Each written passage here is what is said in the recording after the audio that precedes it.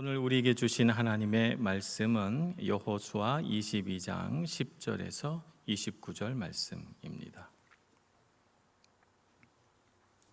여호수아서 22장 10절에서부터 29절 말씀 봉독하겠습니다. 루벤 지파와 갓 자손, 루벤 자손과 갓 자손과 므낫세 반 지파가 가나안 땅 요단 언덕가에 이르자 거기에 요단가에 제단을 쌓았는데 보기에 큰 제단이었더라. 이스라엘 자손이 들은즉 이르기를 루벤 자손과 갓 자손과 므낫세 반 지파가 가나안 땅의 맨 앞쪽 요단 언덕가 이스라엘 자손에게 속한 쪽에 제단을 쌓았다 하는지라.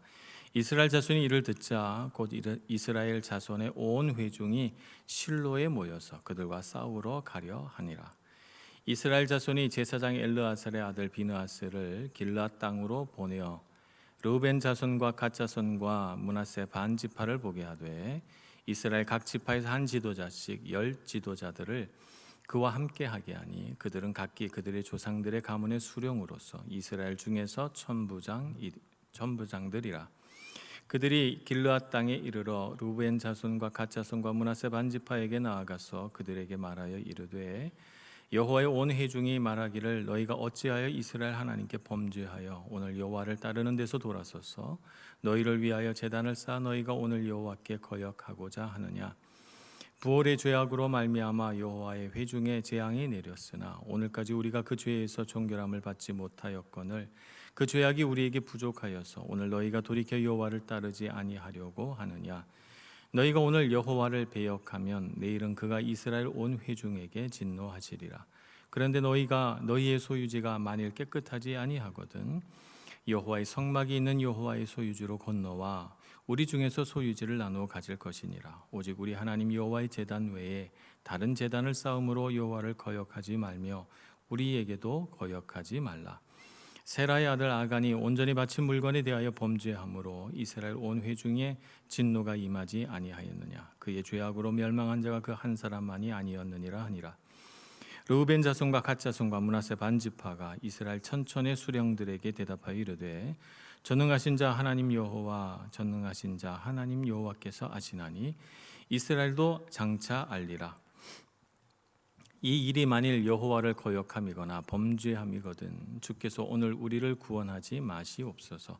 우리가 제단을 쌓은 것이 돌이켜 여호와를 따르지 아니하려 함이거나 또는 그 위에 번제나 소제를 드리려 함이거나 또는 화목제물을 드리려 함이거든 여호와는 친히 벌하시옵소서. 우리가 목적이 있어서 주의하고 이같이 하였노라. 곧 생각하기를 후일에 너희의 자손이 우리 자손에게 말하여 이르기를 너희가 이스라엘 하나님 여호와와 무슨 상관이 있느냐. 너희 르우벤 자손 갓 자손아 여호와께서 우리와 너희 사이에 요단으로 경계를 삼으셨나니 너희는 여호와께 받을 분깃이 없느니라 하여 너희의 자손이 우리 자손에게 여호와 경외하기를 그치게 할까 하여 우리가 말하기를 우리가 이제 한 제단 쌓기를 준비하자 하였노니 이는 번제를 위함도 아니요 다른 제사를 위함도 아니라 우리가 여호와 앞에서 우리의 번제와 우리의 다른 제사와 우리의 화목제로 섬기는 것을 우리와 너희 사이와 우리의 후대 사이의 증거가 되게 할 뿐으로서 너희 자손들이 후일에 우리 자손들에게 이르기를 너희는 여호와께 받을 분깃이 없다 하지 못하게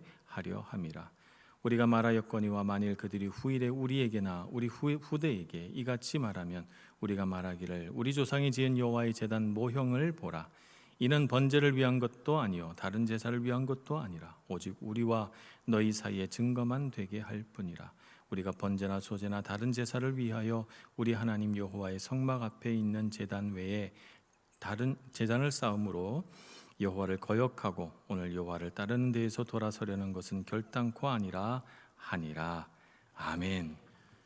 요단 동편에 속한 세 지파 르우벤 지파와 갓 지파 그리고 므낫세 지파를 반으로 나누어서 므낫세 반 지파라고 이끌어지는 이 세 지파가 자신들이 원래 분배받은 땅으로 돌아갑니다. 요단 동편에 있는 땅으로 돌아가는데 돌아가던 중에 한 가지 사건으로 인해서 이스라엘 이 민족 안에 큰 파장이 일어납니다. 그 사건이 뭐냐 하면 요단강을 건너기 직전 그 언덕 위에다가 제단을 쌓았거든요. 제단도 작은 제단이 아니라 굉장히 큰 제단을 쌓았습니다. 이 소식이 이 요단 서편에 있는 나머지 10개 지파에게 소식이 전해지니까 이 일로 인해서 이스라엘 백성들이 화가 났어요. 그래서 백성들이 실로로 모이기 시작합니다. 실로에 왜 모일까요? 실로에 하나님의 언약궤를 모셔둔 성막이 있다 말씀을 드렸습니다.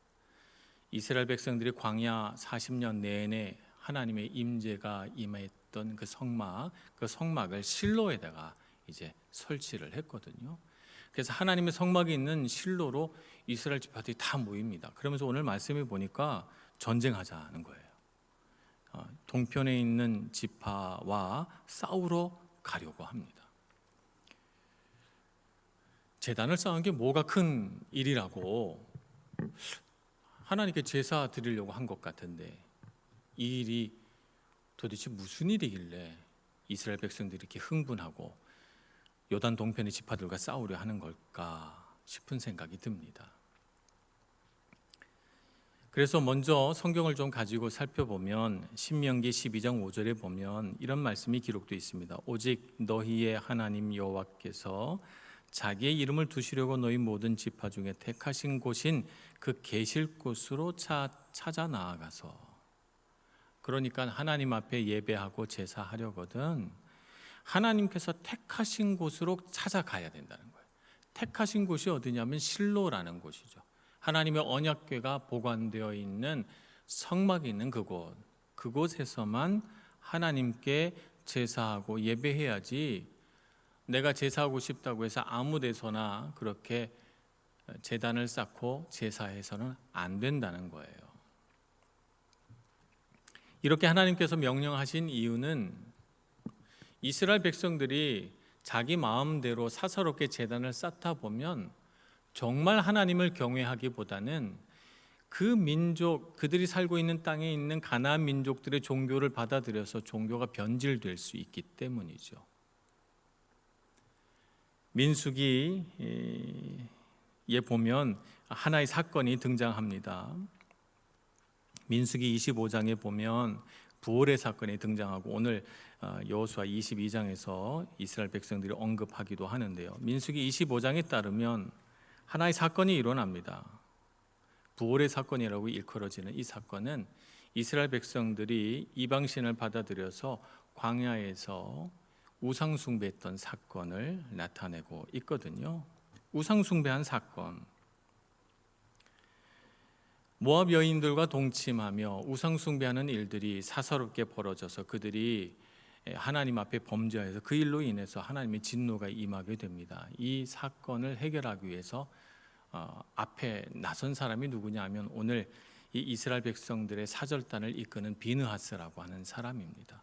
창을 들고 가서 음행하는 이스라엘 백성을 찔러 죽이고 하나님의 진노를 풀어들여서 하나님만 섬기자, 사사롭게 제단을 쌓아서는 안 된다는 사실을 분명히 알게 했던 사건이 민수기 25장에 기록되어 있습니다.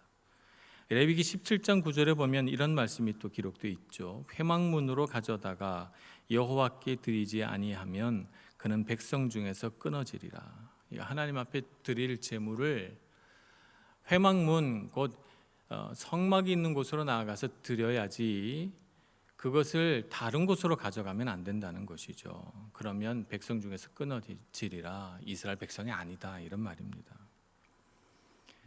성막이 있는 실로에서만 제단을 쌓고 예배해야 되는데 이 동쪽 지파들이 돌아가면서 요단 강가에다가 제단을 쌓았으니 이것이야말로 율법의 말씀을 어긴 것이 아니냐, 이들은 우리 민족이 아니다, 이렇게 생각한 분노한 서편의 이스라엘 지파들이 동편 지파와 싸우겠다고 실로에 모여든 것입니다. 이제 막 땅을 분배하고 그들이 수고했다고, 동편 지파들이 가나안 땅 정복하는데 참 많이 도움을 줬다고 칭찬하고 축하하고 많은 예물을 줘서 돌아가게 한 바로 그 순간 엄청난 갈등이 이스라엘 민족 안에 일어나고 있는 것입니다. 자, 어떻게 하면 좋을까요? 그들이 자초지종도 알아보지 않고 만약에 제단을 쌓은 건 분명히 잘못된 일이야 라고 생각해서 군대를 이끌고 동편으로 쳐들어갔다면 이 같은 민족끼리 정말 슬프고도 괴로운 끔찍한 전쟁을 할 수밖에 없었을 거예요. 그런데 지혜롭게도 그들은 어떻게 하는가 하면 제사장의 아들 비느하스를 사절단의 대표로 세우고 각 지파에서 한 사람씩 사령관을 뽑습니다. 대표자를 뽑는데 그 대표자가 누구냐면 천부장이에요. 천부장은 1000명의 군사를 거느리는 사람을 천부장이라고 합니다. 100명을 거느린 사람은 백부장. 요즘으로 말하면 천부장은 어느 정도 될까요? 한 사단장 정도 되는 상당히 좀 인정받는 사람입니다. 이 정도 사람들을 뽑아가지고 각 지파 10지파의 대표자들과 비느하스와 10명의 사절단이 동편으로 가게 됩니다. 갈등을 해결하는 데 있어서 제일 중요한 것은 소통입니다, 여러분. 소통이 되지 않으면, 소통이 막히면 갈등이 더 심각해져요. 이스라엘 백성들이 그냥 그 순간에 동편에 있는 지파들이 잘못했다, 우리 한번 싸우자 이랬으면은 큰일 날 뻔했죠. 근데 그들이 감정을 가라앉히고 어떻게 한 거예요? 사절단을 보낸 거예요. 사절단을 보낸 이유는 왜 그랬는지 알아보자. 요단 동편의 사람들의 생각들을 들어보자. 그들과 소통해 보자는 거거든요. 소통이 참 중요합니다. 소통을 하려면 들을 수 있는 귀가 있어야 되고 들을 줄 아는 마음의 여유가 있어야 됩니다. 다소 흥분하고 격앙돼 있긴 했지만 그러나 서편에 있는 10지파는 감정을 가라앉히고 일단 동편에 있는 사람들에게 자신들의 마음을 알리고 그들의 생각을 듣고자 합니다. 그러니 여러분, 우리도 갈등이 일어나면 어떤 행동을 취하기 전에 어떻다 저떻다 판단하기 전에 먼저 대화할 수 있는 저와 여러분 되길 소망합니다. 소통이 정말 중요합니다. 얘기를 듣다 보면 다 이해가 될 수 있어요. 다 이해가 되거든요. 소통도 중요한데 소통을 잘 하는 법도 중요하죠. 소통을 잘 하려면 어떻게 해야 되는가? 소통을 잘하기 위해서는 마음에 사랑을 담아야 됩니다. 사랑이 없으면 아무리 소통을 잘 하려고 해도 소통이 잘 되지 않더라는 것이죠.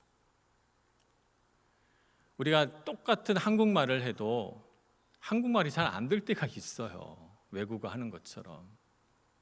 상대방의 마음을 이해하려고 하는 사랑이 우리 마음에 없으면, 그래서 내 생각, 내 주장만을 관철시키려고 하면, 그러면 한국말을 해도, 똑같은 한국말을 해도 소통이 잘 안 됩니다.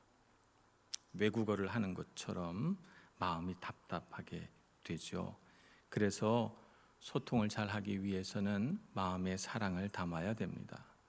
이스라엘 백성들이 제단을 세운 것에 대해서 많이 분노하는 마음을 가지고 사절단을 보냈는데 그들의 마음속에는 사랑의 마음이 있어요. 그 사랑의 마음이 있다는 걸 어떻게 아는가? 19절 말씀을 보면 그들이 요단 동편 사람들에게 말하는 중에 이런 말을 합니다. 그런데 너희의 소유지가 만일 깨끗하지 아니하거든 여호와의 성막이 있는 여호와의 소유지로 건너와 우리 중에서 소유지를 나누어 가질 것이니라.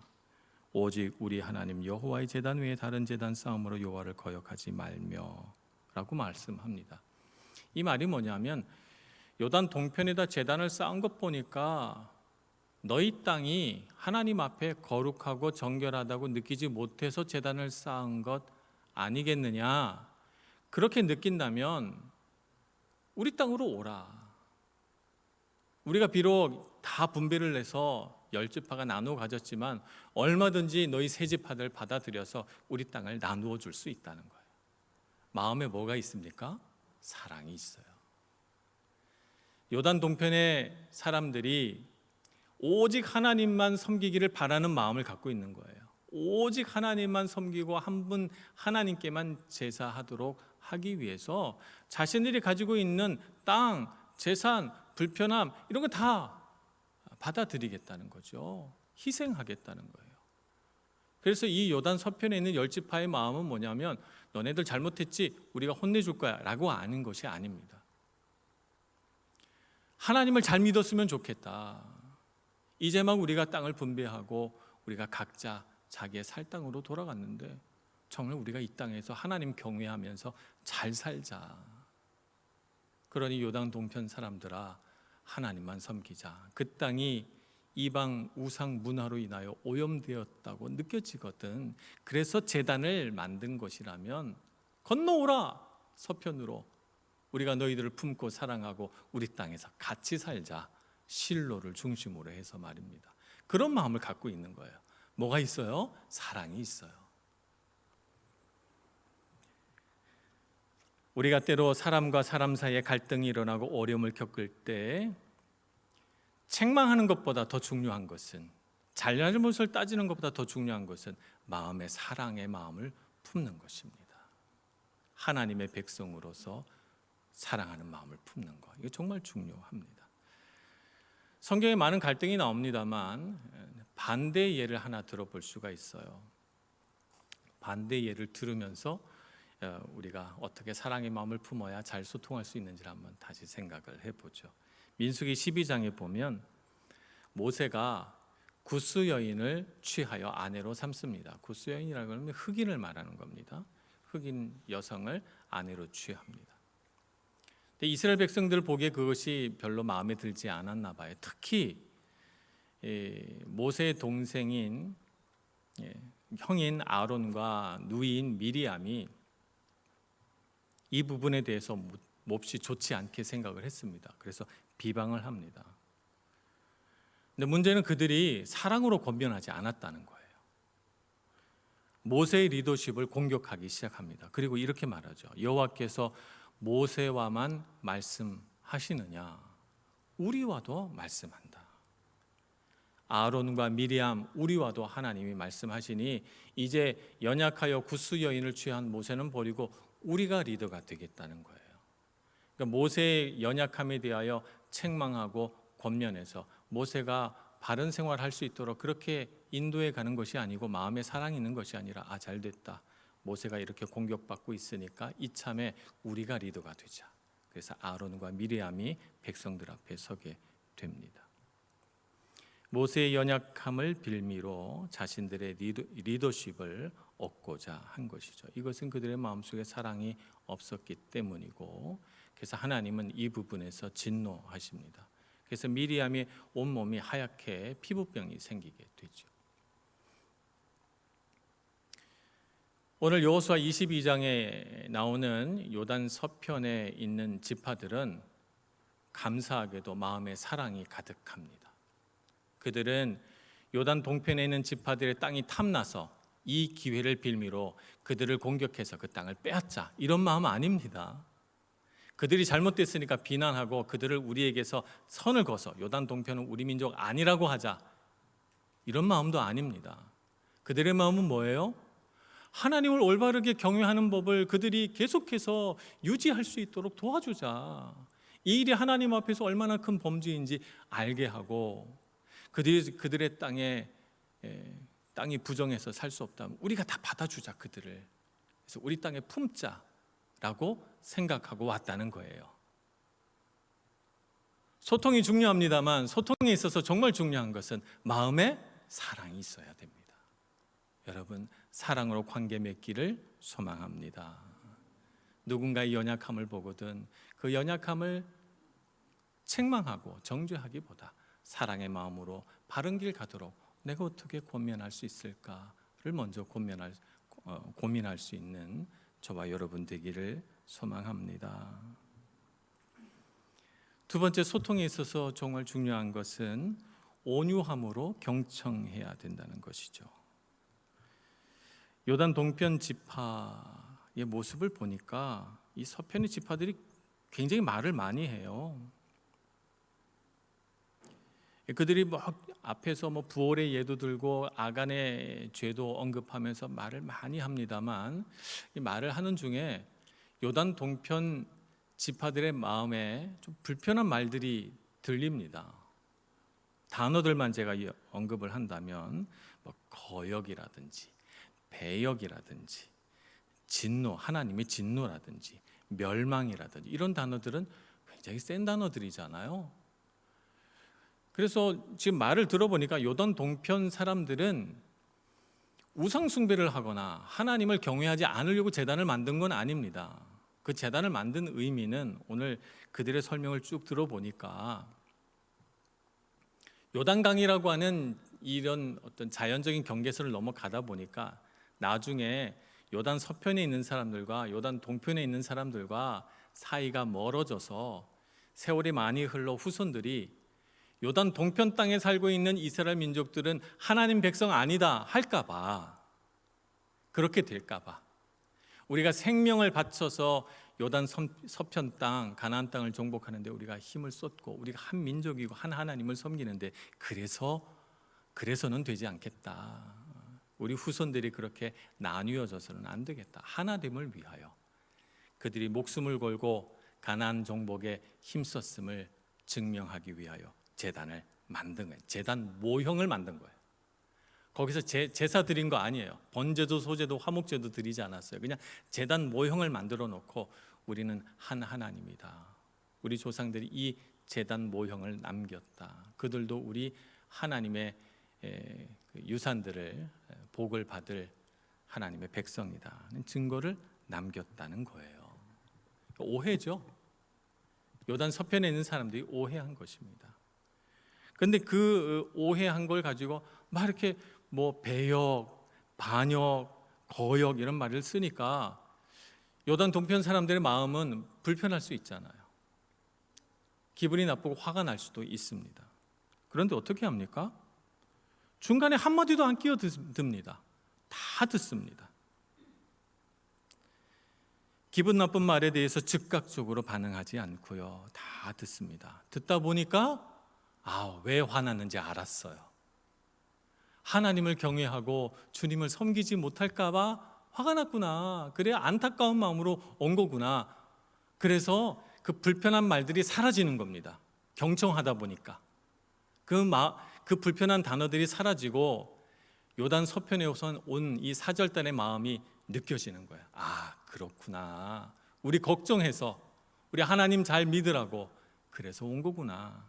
느껴지니까 그 사랑의 권면을 받아들이고 오해입니다 라고 그들의 오해를 풀어주게 되는 거죠. 부드러운 말로 말입니다. 온유한 마음을 가지고 있어야 인내하며 들을 수 있습니다.